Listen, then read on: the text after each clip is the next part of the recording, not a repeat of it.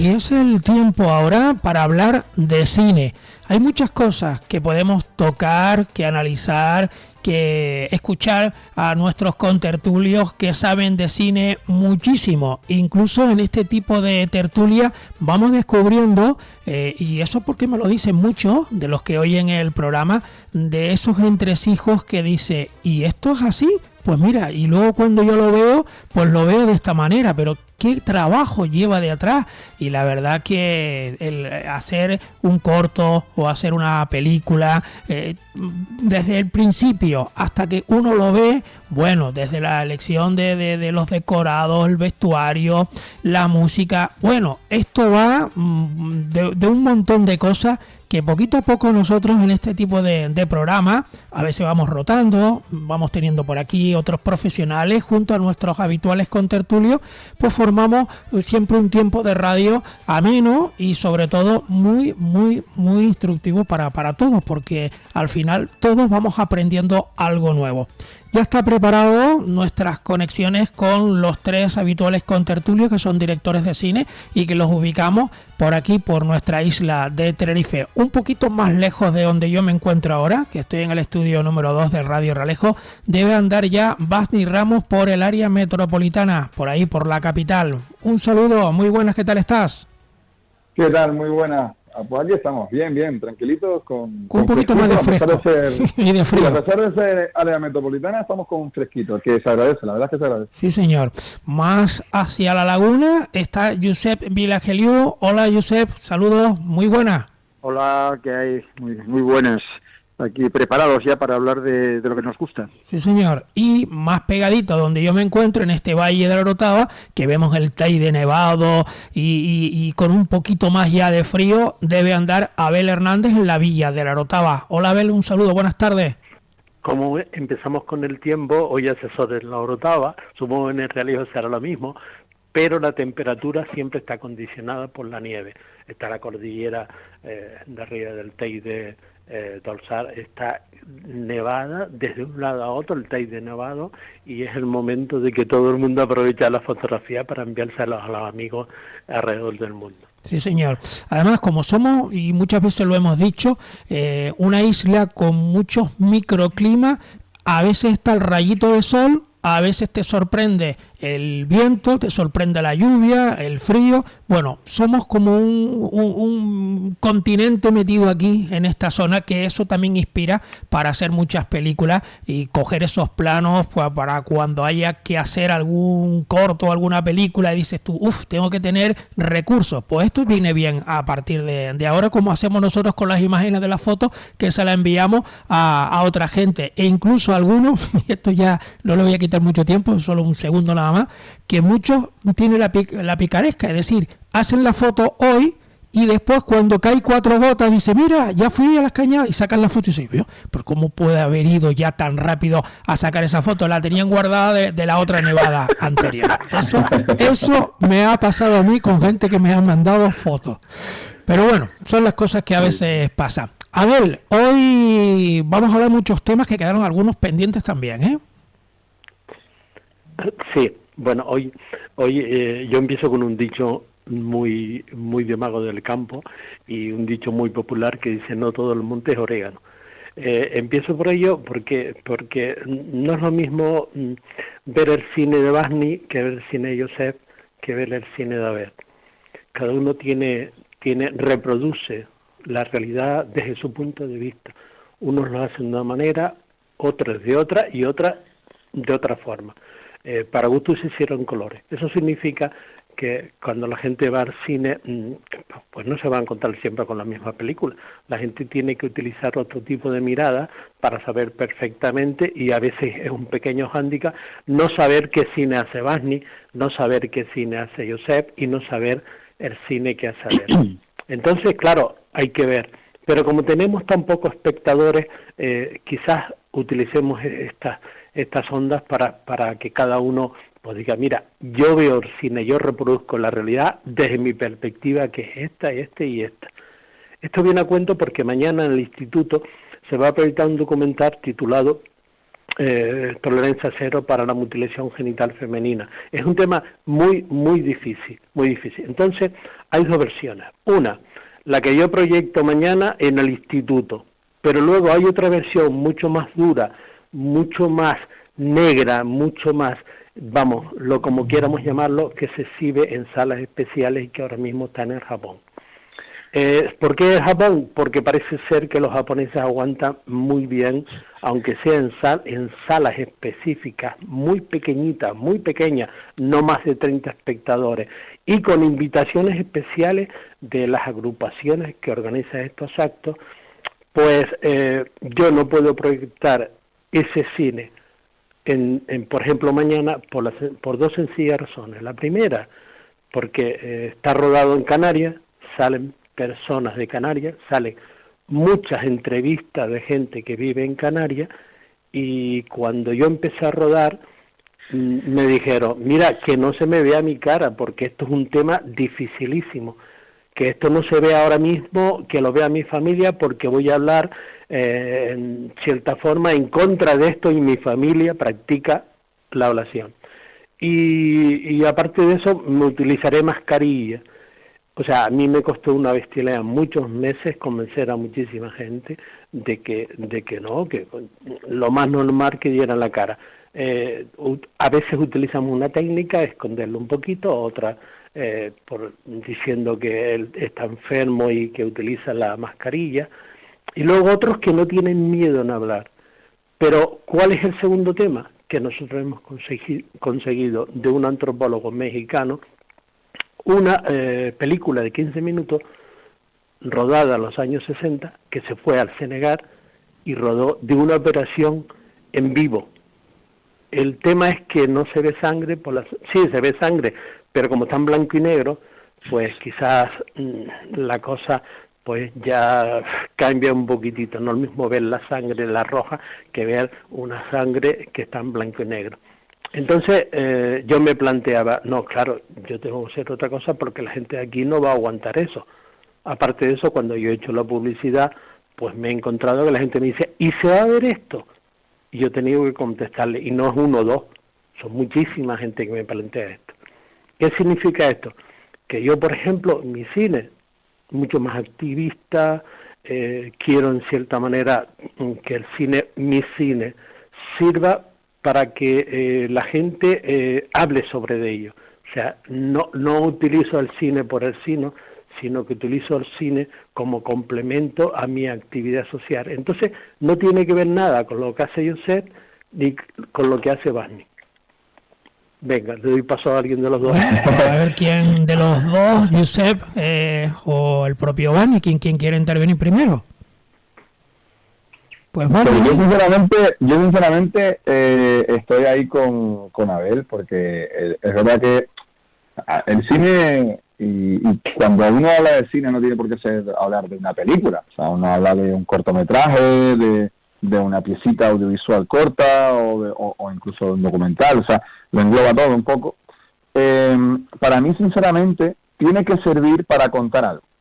O sea, yo estoy en contra de quien llama, y lo digo así abiertamente y no me corto un pelo, estoy en contra de que llama cine al videoarte. O sea, el videoarte es una cosa y el cine es otra cosa. El cine cuenta historias, el videoarte genera emociones. Tú puedes, por ejemplo, ver una obra de videocreación y no contarte absolutamente nada, pero quedarte compungido o acabar contento o acabar, bueno, de una manera que tú dices, bueno, me ha generado una emoción, pero no necesariamente me ha contado una historia. Para mí el cine tiene que contar algo, y tiene que contar algo que te sirva para entretenerte, por un lado, o no necesariamente, pero bueno, la idea es entretenimiento, porque el cine es entretenimiento, nos guste o no. Y la otra es que pueda generar, ya no estamos hablando de conciencia, sino estamos hablando de generar pues una corriente de pensamiento, un momento en el que tú te plantees cosas, algo, o sea, generar algo en ti que te haga decir, bueno, pues mira, una de dos, o me he divertido, me he abstraído, lo he pasado bien y punto, o bueno, pues he aprendido, he generado una corriente de pensamiento, esto se adecua a lo que yo pensaba o no. Pues claro, para mí el cine tiene que servir para algo, o sea, no es en plan de, pongo esto, ya está. No, o sea, tiene que contarte algo y tiene que generar algo en la persona que lo está viendo, ya sea, lo digo, que estés feliz, que estés contento, que te rías, que lo disfrutes, aunque después no te quedes pensando en ello, ni te acuerdes ya de tu vida, pero por lo menos que ese rato que lo has pasado viendo aquello, pues estés entretenido, estés divertido, te hayas olvidado de tus problemas, o por otro lado, que cuando salgas de ahí, te quedes dándole vueltas y que digas, oye, pues espérate, que esto a lo mejor es verdad, o esto podría ser por aquí, o mira, voy a empezar yo a plantearme esto, porque esto no es justo, cositas así. Pero yo, por ejemplo, el tema del... Abel lo cuenta a través del documental. El documental es lo más directo, o sea, realmente, porque tú hablas directamente con la gente que tiene el problema o que sabe del problema y te hablan directamente a la cara y te dicen, oye, esto es así, pam, pam, pam, pam, pam. Y obviamente, pues no es lo mismo que contarlo de forma ficcionada, ¿no?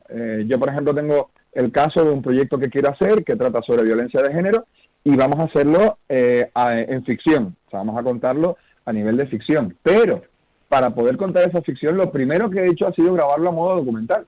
Entonces hemos cogido a las personas protagonistas y las hemos entrevistado a modo documental y tenemos como cerca de 2 horas y media de contenido audiovisual que nos va a ayudar para luego construir un guión ficcionado en el que se plasme todo lo que nos han contado a modo documental. Entonces tú puedes hacerlo de 2 maneras, puedes hacerlo así o directamente poner a la persona y que te diga a la cara, mira, me pasó esto y esto pasa así, así, así. Y tú lo ves y te quedas como, wow. Y esto es de verdad. Ves el comentario, ves esa persona hablándote. Y sin embargo, lo puedes ver en ficción y no hace falta imaginártelo, ya lo estás viendo ahí.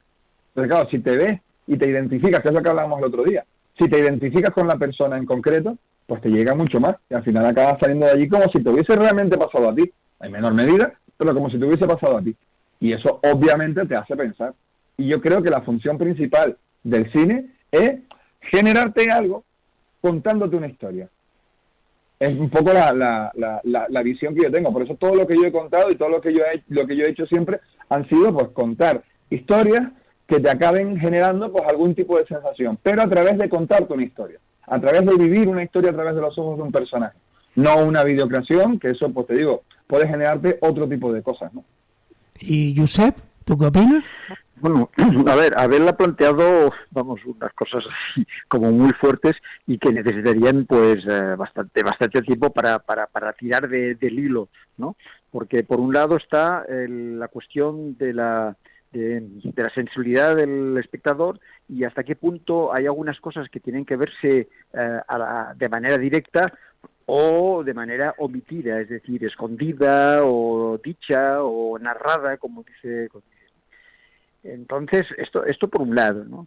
Y el otro, pues, es un poco ¿para qué sirve el cine? Que también lo está contando también aquí en cuestiones narrativas, ¿no?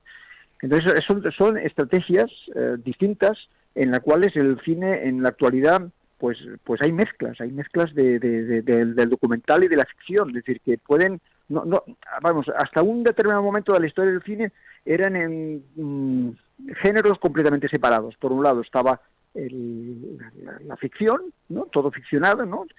Que podía basarse evidentemente en cuestiones reales, pero que a fin de cuentas había una serie de actores y había una narrativa determinada, y por otro lado estaba el documento, que era otra manera de acercarse a lo real, ¿no? Que luego se vio que tampoco era muy cierto todo, ¿no? Porque, por ejemplo, uno de las películas más famosas en cuanto a documental, que era Nanook el esquimal, ¿no? Pues entonces, claro, se fueron allí a rodar la vida y las costumbres de los esquimales, y hay cosas que las ves y creías que eran reales, pero que luego resulta que en el momento de rodar, por ejemplo, el momento en que están sacando una foca de un agujero que han hecho en el hielo, y entonces pues no había manera de rodar esta historia, ¿no? Y entonces, ¿qué hacían? Pues les explicó Murnau, que era el director allí, a los esquimales, no digo, tiren de esa cuerda y hagan con mucho esfuerzo, ¿no? Y ellos se reían mucho, ¿no? Pero si estamos tirando una cuerda y detrás no hay nada, ¿no?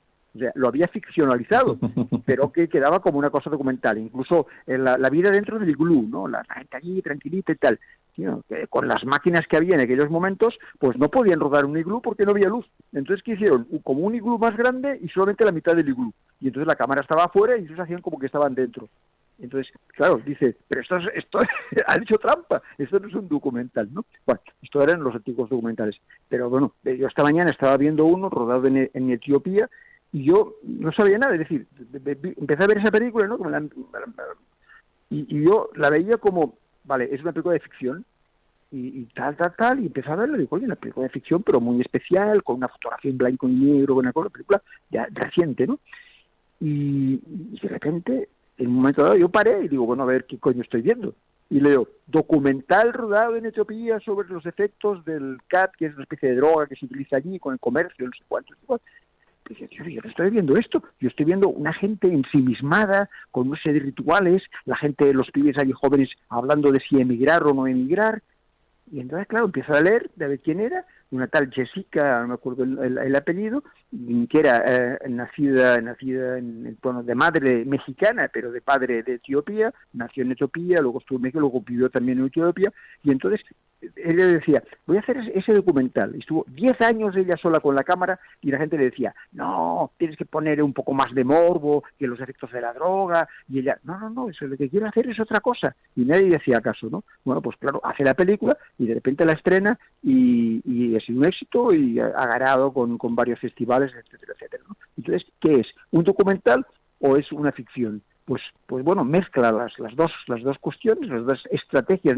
una narrativa y la otra verdadera, de rodar, de tratar de que la gente cuando vea la película aprenda y sepa qué es lo que está ocurriendo allí, pero lo sepa de una manera sensible, ¿no? Mediante la fotografía, mediante que parece que incluso la propia fotografía con la cámara lenta, parece que incluso la propia película se ha tomado esa droga y está dentro de una especie de sobre los recuerdos, la ensimismación, como que todo ese efecto es raro, como gracias a la fotografía, que con los blancos y los negros, ¿no? Entonces hay un elemento que es la realidad, otro elemento es una cierta ficcionalidad, por otro lado es esa mezcla entre lo que es la imagen y el sonido. Por ejemplo, se ven imágenes mientras se escucha diálogos capturados con el ¿no? con el sonido por otro lado, donde lo va, digamos, se va alternando, ¿no?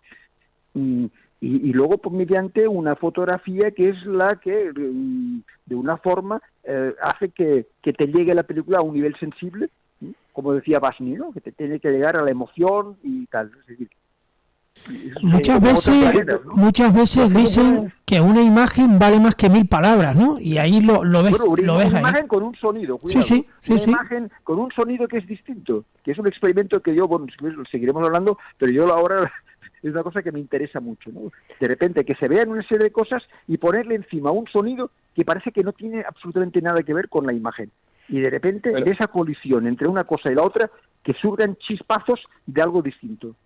Pero es que tú con la realidad puedes conseguir ficción también. O sea, claro, tú puedes manipular la realidad a tu antojo y conseguir ficción siendo realidad. O sea, tú, por ejemplo, puedes coger una imagen, que es lo que decía Alfred Hitchcock también a la hora del montaje. O sea, tú colocas, tienes 2 planos o 3 planos, y dependiendo del orden en el que lo coloques, generas una emoción. Con lo cual, tú, por ejemplo, puedes utilizar imagen real y la colocas en un orden concreto y estás consiguiendo una ficción. O sea, utilizando imágenes reales, no solamente ficcionándolas, ¿no? Y eso es lo bonito del mundo audiovisual, que tú, sobre todo el tema de la edición y del montaje. O sea, cuando tú te sientas a montar algo, sabes que tienes el mundo en tus manos, por así decirlo. O sea, sabes que puedes manipular lo que quieras con las herramientas que tienes, lo vas a hacer a tu antojo. Hitchcock, por ejemplo, decía, yo pongo, por ejemplo, mi cara como extrañado, y le pongo a una chica en la playa, y después pongo mi cara como contento, y parece que soy un viejo chocho que estoy viendo a una chica en la playa y me estoy poniendo contento. Bueno, eso se llama el experimento de Kuleshov, que lo hizo en los años 20. O sea, que hace 100 años que ya lo demostraron en un experimento, ¿no? Exacto. Y era como tú colocabas los planos en un orden y dabas a entender una cosa, y ya generaba en la persona una idea. Entonces, claro, tú si cuentas la realidad dependiendo incluso de cómo la cuentes, manipula. Eso es así, o sea, pasa en todos sitios. Y que a nivel, con las imágenes, o sea, a nivel real, con las imágenes reales, tú incluso puedes manipular. Incluso se ha dado, por ejemplo, casos de, mira las declaraciones de no sé quién, y tú cortas un par de partes de la declaración y dejas las declaraciones que a ti te interesan. Y parece que esa persona ha dicho algo completamente opuesto a lo que realmente ha dicho, solamente por cambiar la declaración y omitir 4 palabras. Omites 4 palabras y ya todo cambia, el sentido cambia completamente. Bueno, nosotros en nuestras relaciones humanas nos pasa lo mismo, es decir, que de repente estamos con otra persona o con un grupo de amigos, oyes por un lado una frase suelta, oyes no sé qué, y de repente nosotros, en nuestro cerebro, reconstruye, trata de darle un sentido a cosas que aleatoriamente nos van llegando, ¿no? De tal manera que al final acabamos teniendo una impresión de una persona que es completamente diferente a cómo es, porque luego a lo mejor llegamos a conocerla más adelante y decimos, no, pues tuve una impresión que creía que eras completamente diferente a que ahora, como ahora te conozco. Y es sí, por claro. Eso, porque nosotros, bueno, y el cine juega a eso, a que nosotros, nuestra psique, la tendencia normal es a construir, a dar sentido a cosas que no lo tienen. Sí, total. Abel, ¿tú qué decías por ahí, Abel? Sí, bueno, hay otro tema que es muy interesante que le acaba de decir tanto Joseph como Barney, beso con Barney, que es cómo vemos la realidad, en el sentido de que nadie ve la realidad desde el mismo punto de vista. Esto es un tema interesantísimo y esto es un tema que tiene que ver con el espectador y con el realizador o dirección, con el autor de la obra. Pero esto es un tema para otro día que podría ser interesante. Yo voy a lo que decía Joseph.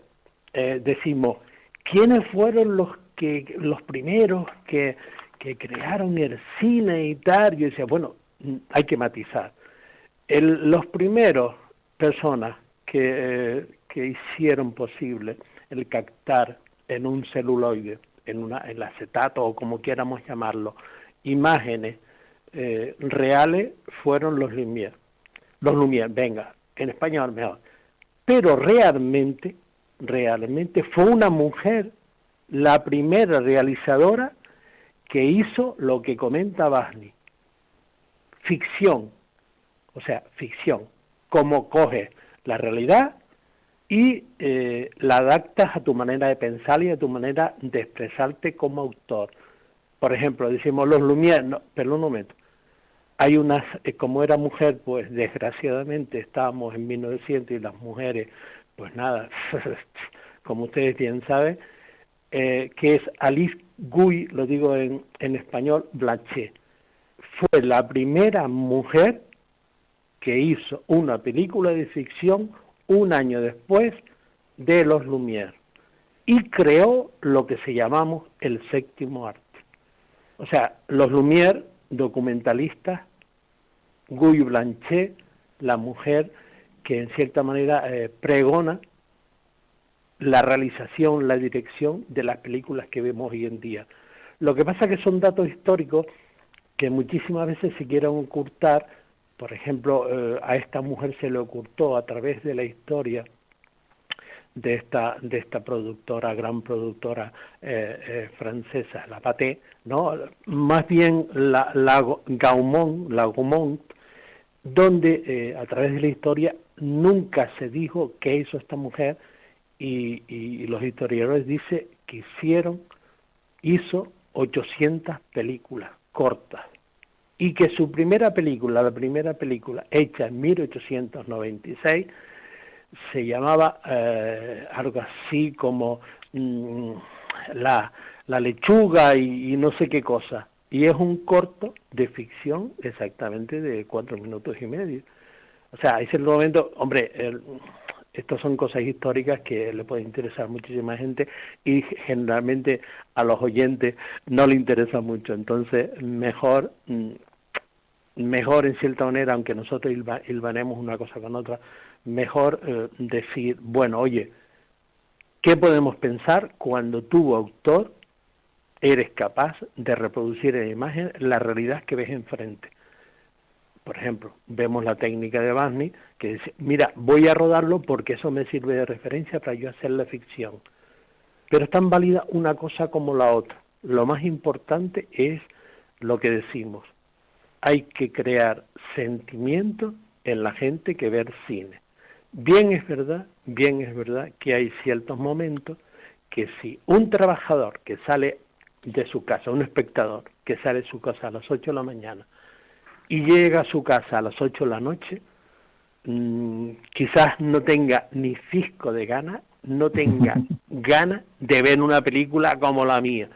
Y dice, un momento, yo quiero divertirme, yo quiero distraerme de todos mis problemas cotidianos.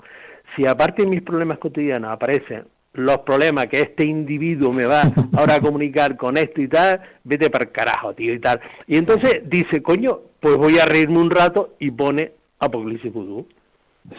Y eso es tan válido como lo otro. Pero también es buscar el momento, buscar el momento. Ahí estamos jugando también con elementos exteriores a la propia realización de la obra. O sea, ya incluso por ejemplo, tú puedes ver que tú haces un pase de la misma obra, exactamente la misma obra, por ejemplo, a una hora. Tú proyectas Apocalipsis Vudú a las 5 de la tarde. Y después proyectas Apocalipsis Vudú a las 7:30. Y ves reacciones completamente opuestas en los dos pases. ¿Por qué? Pues porque todo depende de una cosa que puede ser un poco etérea, pero realmente existe, que es la energía del momento. O sea, tú, por ejemplo, tú te juntas con un grupo y dependiendo de tu estado de ánimo, dependiendo de cómo hayas tenido el día, de las ganas que tengas o no de hacer algo, todo eso influye en tu forma de ver la vida en un momento determinado. Por eso es lo que hablamos el otro día. Aquí en Canarias tenemos, por lo menos en Tenerife, tenemos tantos microclimas y eso realmente influye en la forma de ser de la gente, de la propia isla. O sea, tú, por ejemplo, ves a alguien de Arico, y lo comparas con alguien de la Orotava o de la Victoria, y hay diferencias. Hay diferencias en la forma de ver la vida, en la forma de ser, en todo. Y no estoy hablando de que uno sea mejores que otros, simplemente estoy hablando que hay diferencias. Hablan diferentes. Sí, exacto, y estamos hablando de una distancia de cuánto, realmente física, no a través de carretera, física. Una distancia de Arico a la Victoria de 20 kilómetros, físico. O sea, no es tanto. Sin embargo, por ejemplo, tú ves cosas, por ejemplo, en Península, dentro de una propia comunidad autónoma, tú ves que hay unos que son exactamente iguales en una provincia que en otra. Y aquí, dentro de la misma isla, tenemos gente totalmente, radicalmente diferente. Y además se nota en el habla. Y se nota en el aula, pronuncian palabras o dejes un poco diferentes que les marca la comarca. Ya no hablemos de islas, de diferencias entre islas ya, porque vamos, que entonces sí que ya nos vamos mucho más allá. Pero el aislamiento que te genera, también la orografía, estamos hablando de que hay zonas que son mucho más escarpadas, hay zonas que te permiten más salir o no, y hay mucha gente que dice, bueno, yo de mi pueblo no salgo si no es específico, y otros que no paran de salir del pueblo y están de un lado para otro. Entonces, claro, todo depende. Pero en el caso de, por ejemplo, de Tenerife, el microclima, la orografía, genera que cada persona se tome algo de forma completamente diferente. Entonces tú no puedes decir, no, voy a hacer esta película o este documental y la voy a presentar en toda la isla y va a tener exactamente la misma recepción. No, para nada. A lo mejor la pones en Santa Cruz y la gente de Santa Cruz lo agradece un montón y lo pones en La Victoria y no le gusta a nadie. Y estamos hablando de la misma isla. Imaginemos el resto del mundo, lo que puede pasar con algo que tú hagas, con lo cual es todo tan subjetivo y todo depende de tantos elementos. Bueno, recuerdo que Stanley Kubrick se volvía loco intentando gestionar las condiciones en las que se proyectaban sus trabajos. De hecho, pedía incluso trozos de tela de las butacas de los cines en los que se iba a proyectar sus películas para ver si el espectador iba a estar cómodo o no a la hora de verla y qué sensación le iba a generar, por ejemplo, ver La Naranja Mecánica en una sala en la que no iban a estar cómodos. Y eso no es manía, ¿no? Eso no es manía, ni superstición, ni nada. Realmente no es manía, es cuando tú quieres controlar tu producto lo máximo posible y hay momentos en los que ya no puedes ir más allá, o sea, se te escapa de las manos. Yo, por ejemplo, he tenido la experiencia de, a muchísimo menor nivel, pero de ver, por ejemplo, cómo se coge la película que hemos hecho, se la vendemos a un distribuidor canadiense y el distribuidor empieza a moverla por su cuenta y empieza a venderla en varios sitios, lo coge una distribuidora americana y te hace un tráiler de la película en la que te destripan hasta el propio final de la película. O sea, todo el mundo que lo ha visto dice, pero si ahí se ve cómo matan al malo, pero si ahí se ve cómo hacen esto, y se ve... Pero claro, ellos te lo hacen así para que la gente vaya a verla, y tú ya has perdido completamente el control. Entonces, el tráiler no lo puedes hacer tú, lo han hecho ellos, y ya no controlas eso. Recuerdo como Shyamalan, por ejemplo, M. Night Shyamalan, el director de Sexto Sentido, cómo se cogió un mosqueo increíble porque la distribuidora hizo un tráiler de una película que a mí me parece maravillosa, que se llama La Joven del Agua. La vendieron como una película de miedo, de terror. ¿Por qué? Porque él había hecho varios thrillers con bastante tensión, las tres películas que había hecho previamente, y eran thrillers. Entonces, claro, vendieron La Joven del Agua como un thriller. Cuando la gente fue a verla al cine, se esperaba ver otro Sexto Sentido. O sea, una cosa que te diese miedo. Y cuando la vieron realmente, era un cuento. La Joven del Agua es un cuento, es una preciosidad porque es un cuento. ¿Y qué es lo que pasó? Que la gente salió decepcionada. Y no, esto no es lo que me habían vendido, esto es una porquería, no sé qué, no sé cuánto. Y él dice, vale, pero es que esto fue por yo perder el control de mi producto, pero es que lo pierdes. Una vez pasas a otras manos, lo pierdes y cada uno va a hacer lo que tiene que hacer con tal de ganar dinero. Entonces, claro, aquí te digo, no puedes tener el control nunca 100% de tu proyecto o de tu producto, porque en algún momento tendrá que pasar a otras manos y esas manos velarán por sus propios intereses y lo perderás. Y a lo que vamos, al principio, tampoco puedes controlar las reacciones del público, porque te digo que cada público es diferente y ya estamos hablando de con distancias de 3, 4 kilómetros, ya tienes un público diferente, completamente diferente. Y ya no solamente eso, sino las condiciones que se hayan dado en ese día para que tú tengas, por ejemplo, vamos a ver Apocalipsis Vudú y la gente tiene ganas de reírse. Y por la mañana, ¿qué ha ocurrido? Pues ha habido un suceso muy desagradable, un atentado terrorista en el que han muerto un montón de gente, no sé cuánto, y con qué gracias y con qué ganas vas a ver o con ganas de reírte Apocalipsis Vudú por la noche. Pues ese tipo de cosas influyen muchísimo. Bueno, ha habido películas americanas que no se han estrenado en su momento, sobre todo cuando el 11 de septiembre. Efectivamente. Y había películas que trataban de desastres que eran como muy parecidos, porque ya se veía venir algo parecido, y de repente tuvieron que retrasar el estreno un par de años para que la gente pudiese aceptarlo, ¿no? Es un poco lo de las expectativas, ¿no? Es decir, cómo la gente crear expectativas, que para esto la publicidad pues tiene una gran importancia, ¿no? Tanto en las redes sociales, como en la prensa, como en los trailers, como dices, ¿no?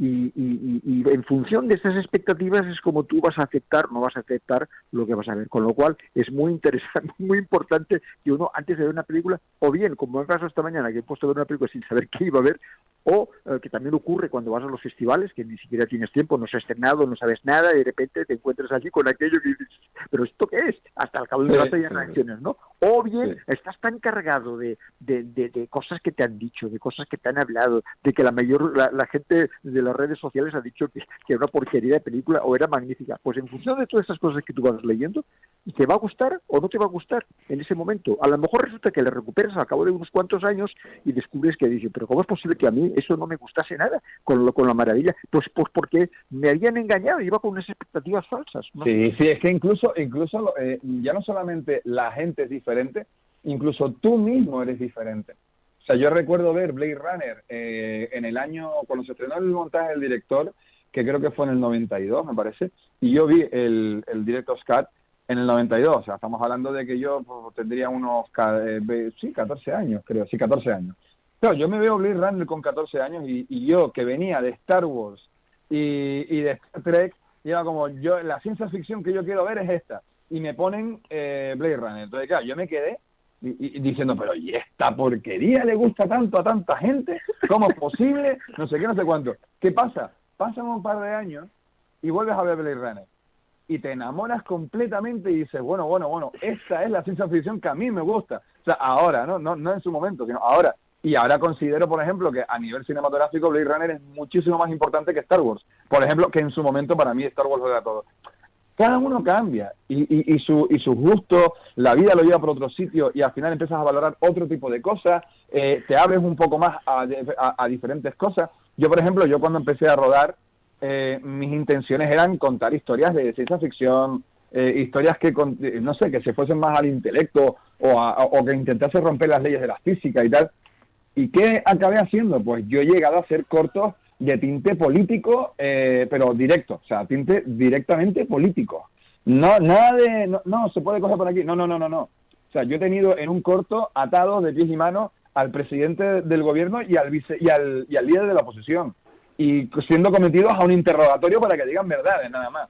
O sea, estamos hablando de cuando yo empecé a rodar cortos que tenían que ver con la física, saltos en la física y en la velocidad y la sensación. Esto va para otro programa, yo voy mirando el reloj. Yo voy mirando el reloj. Al final cambia, y no solamente cambia el espectador, sino también cambia la persona que cuenta historias y las inquietudes que tengan, ¿no? Por ejemplo... pero cortito ya, porque estamos casi en la despedida. Sí, cortito. Yo invito a los radio oyentes, si tienen curiosidad o si tienen ganas de hacer algo, que pongan El Bosque de Shyamalan, ¿no? Que pongan El Bosque.